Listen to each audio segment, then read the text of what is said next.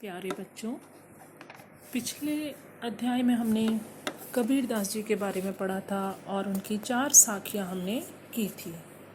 बाकी बची हुई 4 साखियाँ और 2 शब्द यानी कि पद, उनका अध्ययन हम आज करेंगे और उनका भावार्थ मैं आज समझाऊंगी, तो ध्यान से सुने और समझें। पहली साखी है आज की, हिंदू मुआ राम कही, मुसलमान खुदाई, कहे कबीर सो जीवता, जो दुहु के निकट न जाए। मुआ से तात्पर्य मरा, खुदाई यानी खुदा के लिए, जीवता यानी जीवित रहता है, दुहु यानी दोनों। अब यहाँ दोनों कौन है? हिंदू और मुस्लिम दोनों के लिए कहा है। प्रस्तुत साखी में कबीर दास जी कहते हैं, हिंदू जन राम का नाम ले लेकर मर गए, मुसलमान खुदा कहते कहते मर गए, पर दोनों ईश्वर को न पा सके। आपसी भेदभाव में पड़कर वह अपने अपने धर्मों के प्रति कट्टर हो गए। कबीर दास जी कहते हैं, वास्तव में वही व्यक्ति जीवित कहलाने का अधिकारी है जो हिंदू और मुस्लिम यानी कि राम और खुदा दोनों से दूर रहता है। आशय यह है कि भगवान राम और खुदा दोनों से अलग है। परम तत्व परमात्मा इन दोनों से परे है। हमने ईश्वर को इन धर्मों में विभक्त कर दिया है, बांट दिया है। लेकिन कबीर दास जी तो निराकार ईश्वर में विश्वास करते थे और उनके लिए सभी धर्म एक समान थे। ईश्वर के जो अलग अलग रूप हमने निर्धारित किए हैं वह सभी को एक मानते थे और उनके लिए उनका मानना यह था कि मानवता ही सर्वोच्च धर्म है। तो कबीर के अनुसार इस साखी में मुख्य रूप से यही कहा है कि सांप्रदायिक भेदभाव और कट्टरता से दूर रहने वाला मनुष्य ही जीवित है। हिंदू मुसलमान के भेदभाव से परे रहने वाला ही मनुष्य उदार होता है और कबीर दास जी ऐसे उदार मनुष्य को ही चाहते हैं। इसमें कबीर की स्पष्टवादिता, व्यंग्य शैली के दर्शन होते हैं। उन्होंने हिंदू मुसलमान दोनों को समान भाव से व्यंग्य किया है और सांप्रदायिक भेदभाव की कड़े शब्दों में निंदा की है। अगली साखी है, काबा फिरी काशी भया, राम ही भया रहीम, मोट चून मैदा भया, बैठी कबीरा जी। काबा से तात्पर्य मुसलमानों का पवित्र तीर्थ स्थल और काशी यानी कि काशी जो हिंदुओं का पवित्र तीर्थ स्थल है। मोट से तात्पर्य मोटा और चून से तात्पर्य है आटा। जीम यानी भोजन करना। जीम एक राजस्थानी शब्द है। प्रस्तुत साखी में कबीर दास जी कहते हैं कि जब मैं धार्मिक भेदभाव से उठकर निष्पक्ष हो गया, यानी कि कौन? मैं, कबीर दास जी, तो मेरे लिए मुसलमानों का पवित्र जो तीर्थ है काबा, वो काशी के समान पवित्र हो गया और राम का नाम रहीम के समान पवित्र हो गया। जिसे मैं मोटा आटा समझकर अखाद्य समझता था, यानी कि जो खाने के लायक नहीं है, वही मेरे लिए बारीक मैदा हो गया और मैं उसे बैठकर आराम से खा रहा हूँ। आशय कहने का तात्पर्य यह है कि धार्मिक भेदभाव के नष्ट होने पर मेरे मन में हिंदू मुसलमान और राम रहीम के नाम पर जो सांप्रदायिकता बसी हुई थी वह एकाएक दूर हो गई। विभिन्न धर्मों के मतभेद को तो इन्होंने मोटा चून कहा है, यानी कि मोटा आटा कहा है, और धार्मिक सहिष्णुता यानी कि सभी धर्मों का निचोड़, सभी धर्मों को समान रूप से मानना मैदा कहा गया है। धार्मिक सहिष्णुता से तात्पर्य मानवता सर्वोपरि है। धार्मिक कट्टरता समाप्त होने पर किसी भी धर्म की बेतुकी बातें भी अच्छी लगने लगती है, मन को भाने लगती है।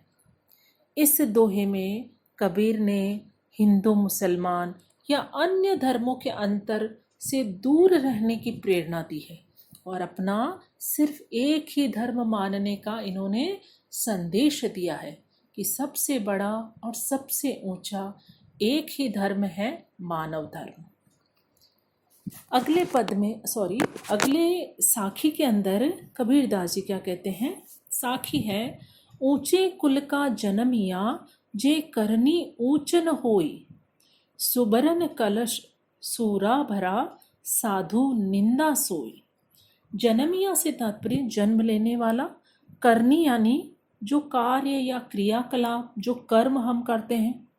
सुबरन सोना धातु का नाम है, ये आप सभी जानते हैं। कलश से तात्पर्य घड़ा और सूरा से तात्पर्य है शराब या मदिरा। तो प्रस्तुत साखी में कबीरदास जी कहते हैं कि यदि कोई मनुष्य श्रेष्ठ कुल में जन्मा है, श्रेष्ठ कुल से तात्पर्य ब्राह्मण कुल को सबसे ज़्यादा श्रेष्ठता दी जाती है, यानी कि अगर कोई मनुष्य ब्राह्मण कुल में जन्मा है लेकिन उसके जो कर्म है, उसके जो कृत्य है, जो कार्य वह करता है, वह कार्य घृणित है, निंदनीय है, निंदा करने योग्य है, यानी कि उसके कर्म श्रेष्ठ नहीं है, तो क्या लाभ। सोने का घड़ा अगर शराब से भरा हो तो साधु लोग, यानी कि साधु क्या सभी, उस बर्तन की निंदा ही करेंगे। अब स्वर्ण का पात्र है, सोने का कलश है, मूल्यवान धातु से बना हुआ है, लेकिन हम उसमें शराब डालेंगे तो क्या उसकी महिमा बढ़ जाएगी? नहीं, उसकी महिमा वैसी घट जाएगी। और चाहे हम स्वर्ण धातु में क्यों न डालें, उसकी महिमा वही रहेगी, निंदनीय ही नहीं रहेगी वह शराब, चाहे कितने ही मूल्यवान पात्र में क्यों न भर दी जाए। तो कहने का तात्पर्य यह है कि मनुष्य किसी भी श्रेष्ठ कुल में जन्म लेने से महान नहीं बनता, वह महान बनता है अपने कर्मों से। कबीर मनुष्य की श्रेष्ठता उसके श्रेष्ठ कर्मों के कारण मानते हैं, और साधु मदिरा से भरे सोने के कलश की निंदा करते हैं, अर्थात वे मनुष्य की श्रेष्ठता का आधार कुल को नहीं मानते बल्कि उसके आचरण को मानते हैं। इस प्रकार से इस साखी के माध्यम से ऊंचे कुल का इन्होंने वर्णन किया है। अब 2 पद हैं इसमें। पहला पद है, मोको कहाँ ढूंढे बंदे मैं तो तेरे पास में, ना में देवल ना में मस्जिद ना काबे के लाश में, ना तो कोने क्रिया कर्म में नहीं योग वैराग में, खोजी हो तो तुरते ही मिली हो पल भर की तलाश में, कहे कबीर सुनो भई साधो सब श्वासों की श्वास में। मोको से तात्पर्य मुझे, बंदे यानी मनुष्य, देवल मंदिर के लिए कहा है, काबा जैसा कि मैंने पहले भी बताया मुसलमानों का पवित्र तीर्थ स्थान, क्रिया कर्म यानी कि सांसारिक आडंबर, योग योग साधना, वैराग यानी वैराग्य, वैराग्य यानी कि सांसारिक माया मोह बंधन छोड़ देना, तुरते यानी शीघ्र ही, तुरंत, तलाश यानी खोज। तो प्रस्तुत शब्द में कबीरदास जी कहते हैं कि इस पद में स्वयं निराकार ब्रह्म मनुष्य को संबोधित करते हुए कहते हैं, हे मनुष्य, तू मुझे अपने से बाहर कहाँ ढूंढ रहा है, क्यों भटक रहा है, मैं तो तेरे पास हूँ। पहली लाइन में जैसा कहा है ना इन्होंने, मैं मोको कहाँ ढूंढे बंदे मैं तो तेरे पास में, मैं से तात्पर्य मैं ईश्वर के लिए और तेरे से तात्पर्य भक्त के लिए। ब्रह्म मनुष्य को संबोधित करते हुए कहते हैं कि तू मुझे अपने से बाहर क्यों ढूंढ रहा है, मैं तो तेरे पास हूँ। ना मैं किसी मंदिर में रहता हूँ, ना मैं किसी मस्जिद में रहता हूँ, ना मुसलमानों के तीर्थ स्थान यानी कि काबा में निवास करता हूँ, और ना ही हिंदुओं के पवित्र तीर्थ स्थल कैलाश पर्वत पर। अतः इन सब जगह पर मुझे क्यों ढूंढ रहा है। आगे इन्होंने ये भी कहा है, ना तो कोने क्रिया कर्म में नहीं योग वैराग में।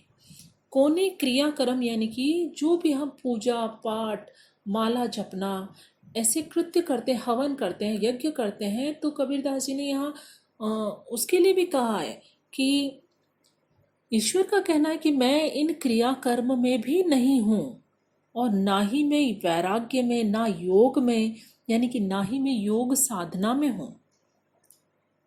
यानी कि साधना करते हैं, घंटों साधना करने के लिए बैठते हैं, तो मैं उसमें भी विद्यमान नहीं हूँ।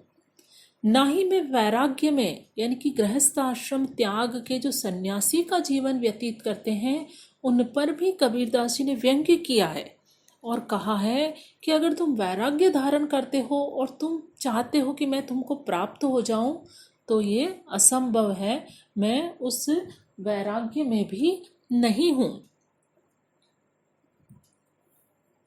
मैं तो सब जगह रहता हूँ। यदि सच्चा ढूंढने वाला भक्त हो तो मैं उसे तुरंत दर्शन देता हूँ। खोजी होय तो तुरंत ही मिलियो पल भर की तलाश में। यानी कि अगर तुम मुझे खोजना चाहते हो तो मैं पल भर में तुम्हें दर्शन दे सकता हूँ।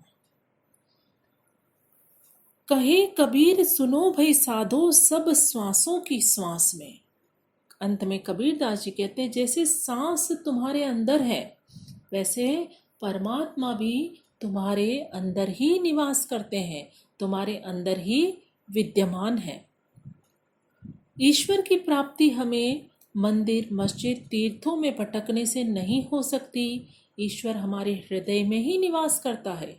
यदि हम सच्चे हृदय से उसे खोजें तो वह पल भर में हमें मिल सकता है। इस भाव को कबीर ने बहुत ही सुंदर ढंग से इस पद के माध्यम से व्यक्त किया है। अगला पद है हमारा, संतो भाई आई ज्ञान की आंधी रे, भ्रम की टाटी सबे उड़ानी माया रहे न बांधी रे। हिति चित्त की द्वे थूनी गिरानी, मोह बलिंडा टूटा। तृष्णा छानी परी घर उपरी, कुबदी का भांडा फूटा। जोग जुगति करी संतो बांधी, निरचु चुवे न पानी। कूड़ कपट काया का निकस्या, हरि की गति जब जानी।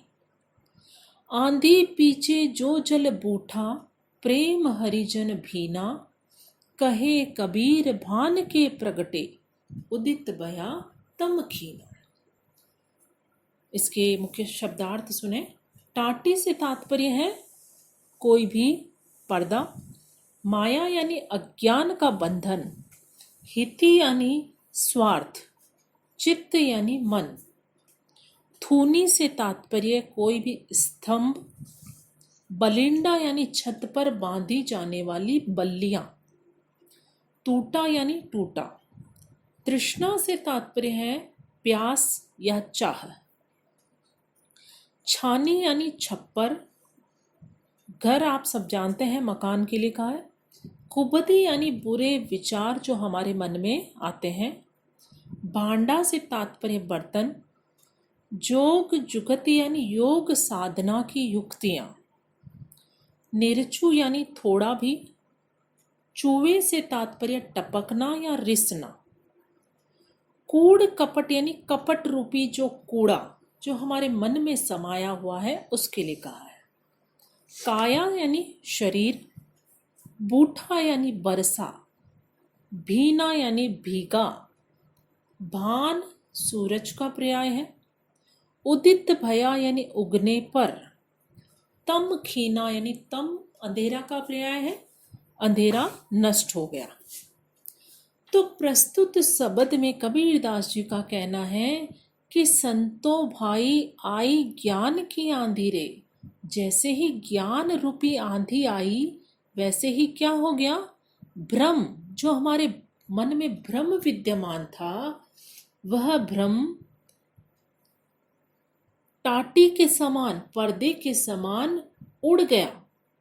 यानी कि आत्मज्ञान की प्राप्ति होने पर मनुष्य के हृदय में जो बसे हुए भ्रम, माया, स्वार्थ, मोह, तृष्णा, ऐसे कई कुविचार हैं, बुरे विचार हैं, वो बुरे विचार स्वतः ही, यानी कि सारे दुर्गुण हम कहें, सारे दुर्गुण स्वतः ही नष्ट हो जाते हैं और उसके मन में ईश्वर का प्रेम व्याप्त हो जाता है।